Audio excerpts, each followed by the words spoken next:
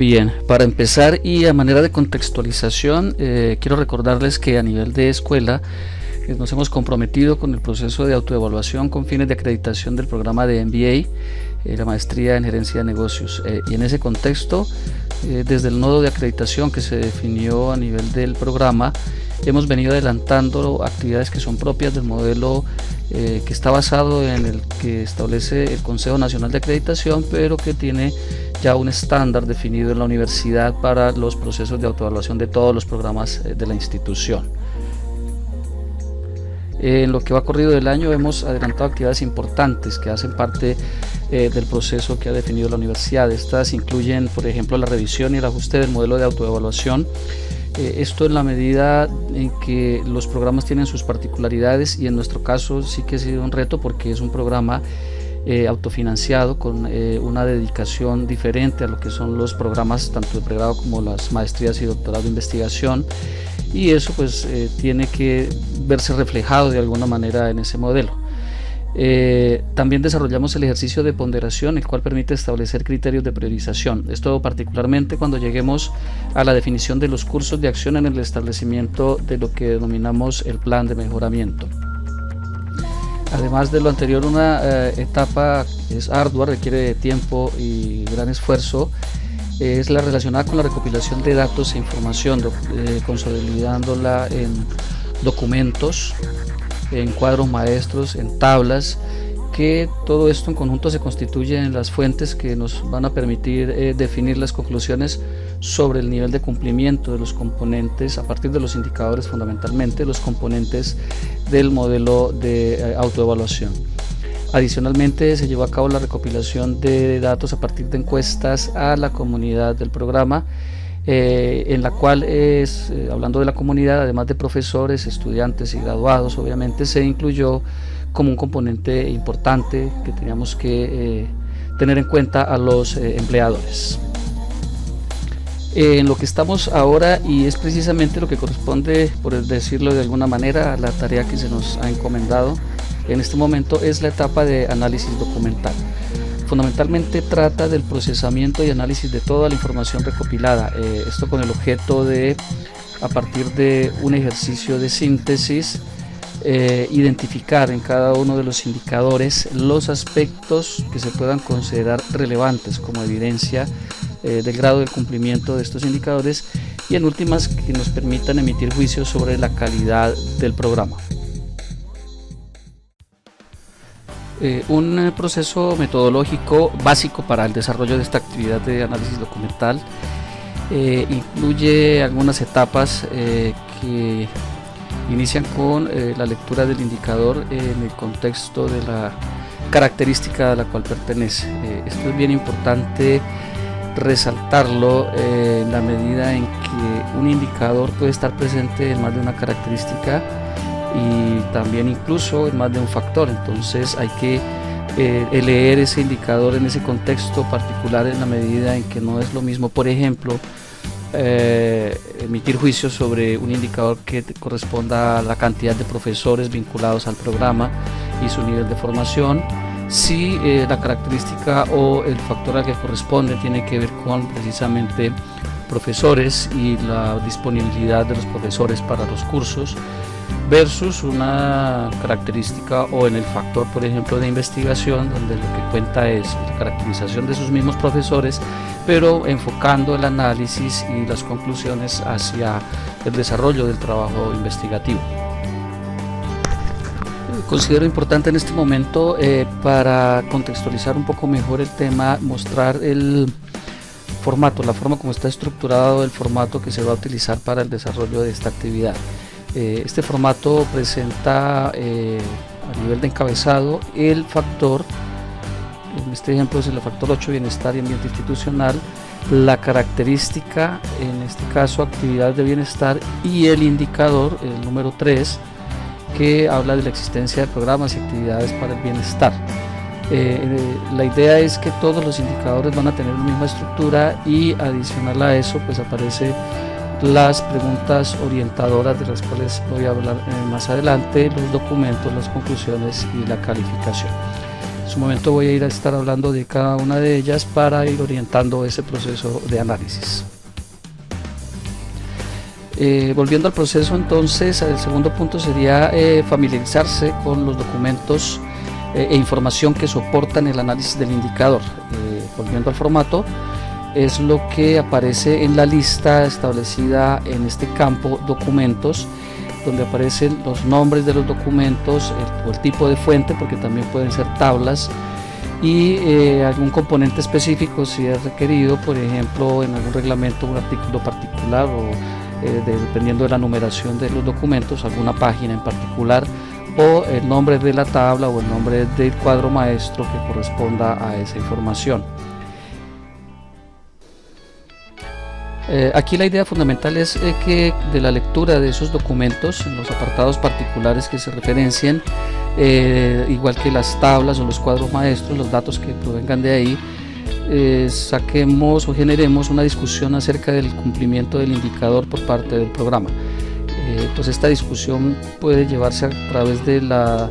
lectura de las preguntas orientadoras que aparecen también en el formato. Eso es una manera de estrategia para, precisamente como su nombre lo indica, orientar a los miembros del equipo en el tipo de análisis que debe generarse a partir de la revisión de los documentos. Con esto, pues entonces en el ejercicio colectivo de análisis se establece el nivel de cumplimiento y algo bien importante, que es la identificación de esos aspectos relevantes, característicos del programa, que vale la pena mencionar, y también si es que logran identificarse, pues los componentes que puedan convertirse en oportunidades de mejora. Con esto se busca que de manera colectiva, como lo indicaba, se llegue a la construcción de unos acuerdos que permitan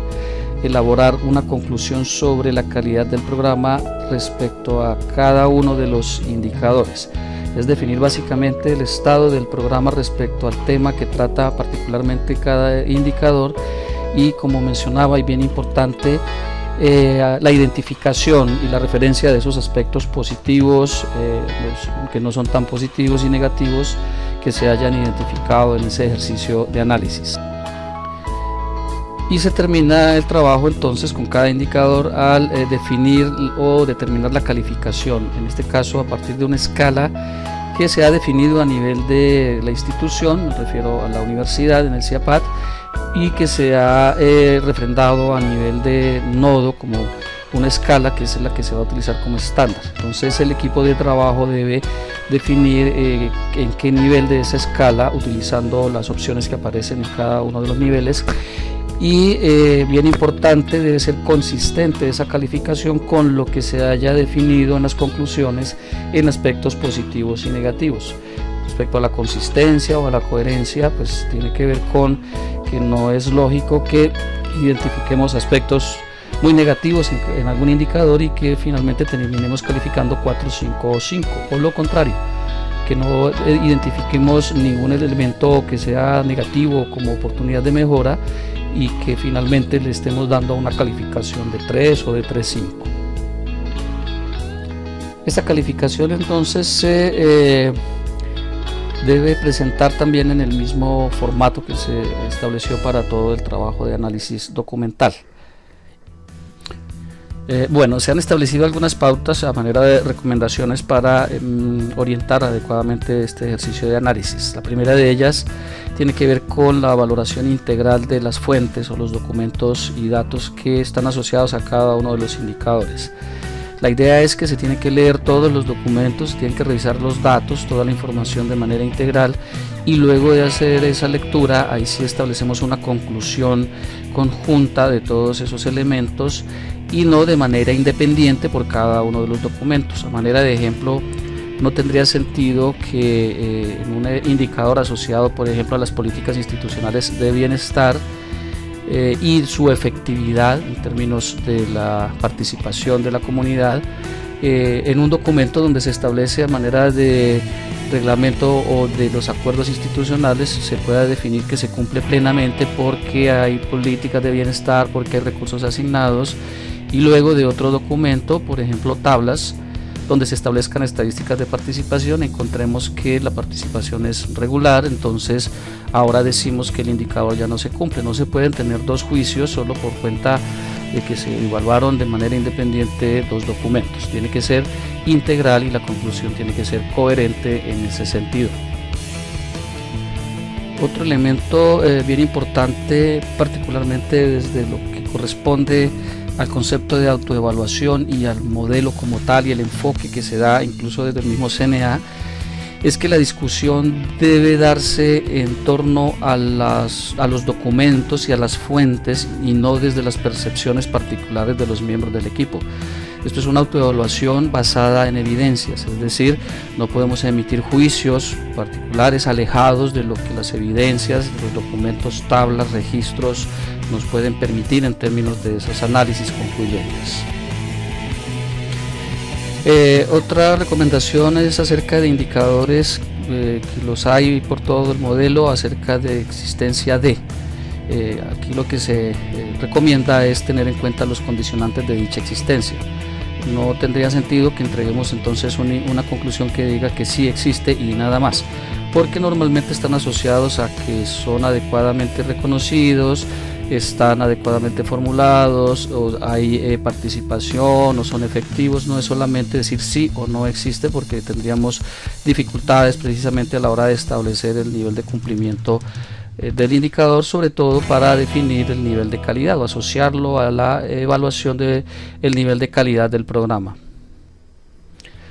Otro aspecto bien importante tiene que ver con lo que en el formato aparece definido como orientación para el análisis, que son unas preguntas orientadoras. Lo que hay que entender y dejar bien claro es que las conclusiones no corresponden a las respuestas de esas preguntas, no se construyen así. Esas preguntas son simplemente para orientar al equipo en términos de qué debe sintetizar de toda la información, de todas las fuentes, y se deben construir esas conclusiones a partir de esa síntesis, no respondiendo las preguntas. Y por último, pero no menos importante, aclarar que las conclusiones de esta etapa de análisis documental hacen parte de una primer borrador, una primer versión de lo que es el informe de juicios sobre las características que luego alimentarán el juicio de factores y finalmente el del programa en total. La idea es que debe ser adecuadamente redactado, debe ser sustancioso en análisis, conciso también en términos de la síntesis de la información y los datos, y en otras palabras es como definir una adecuada estructura para que corresponda a eso que estamos escribiendo ahí, que entregamos al nodo para procesar y consolidar, corresponda a un informe bien desarrollado, bien llevado, como para poderlo convertir ya en un informe final que pueda ser remitido al CNA con las implicaciones que eso tiene. A manera de ejemplo tenemos acá, tomando algunos de los casos ya trabajados en versiones anteriores de procesos de autoevaluación con fines de acreditación, en este caso la maestría en investigación. Aquí tenemos un factor, el factor 3, que corresponde a profesores, la característica 1 que corresponde al perfil de los profesores, y el indicador número 1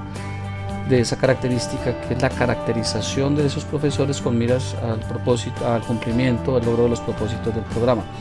Hay una serie de ítems que ya son muy puntuales respecto al tipo de información que se debe evidenciar o de lo que se debe hacer el análisis para poder emitir un juicio respecto al cumplimiento de ese indicador. Aquí aparecen las preguntas orientadoras.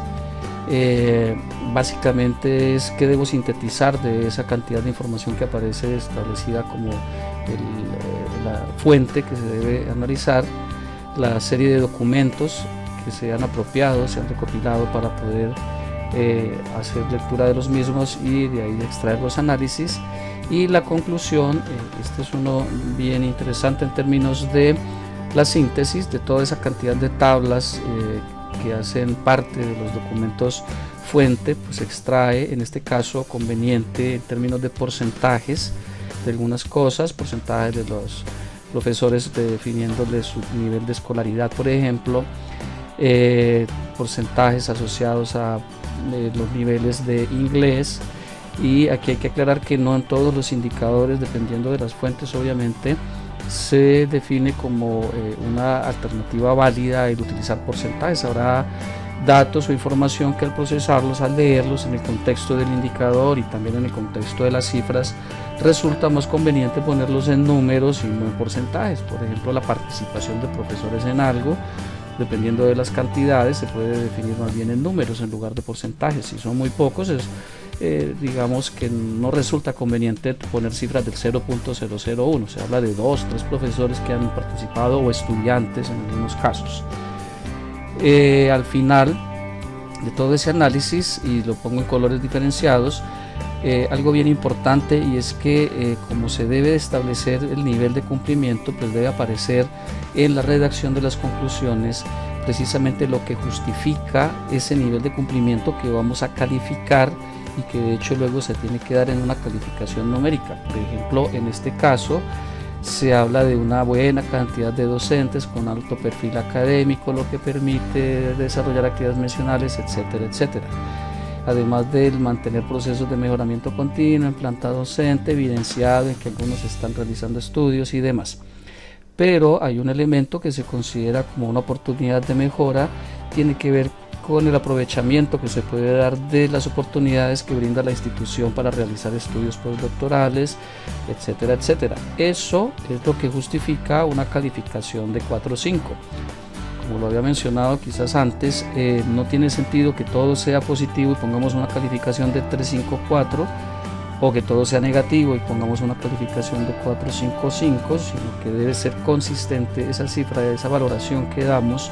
en esa escala debe ser muy coherente con lo que hayamos definido en las conclusiones.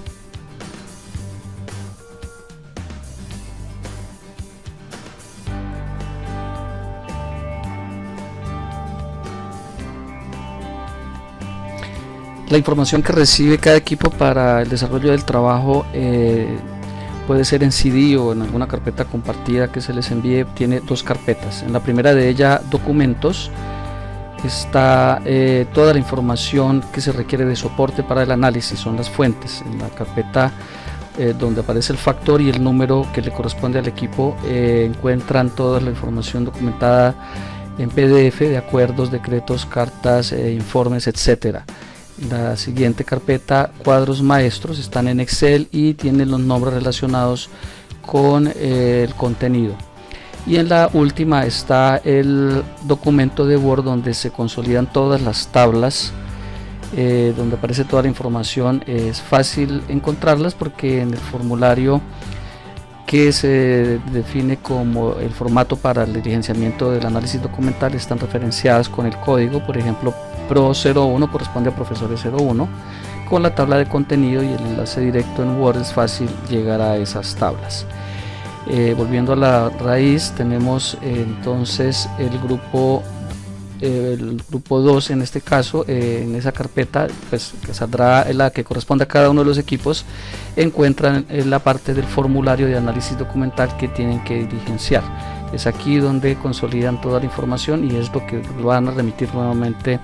una vez hayan terminado el trabajo al nodo de acreditación.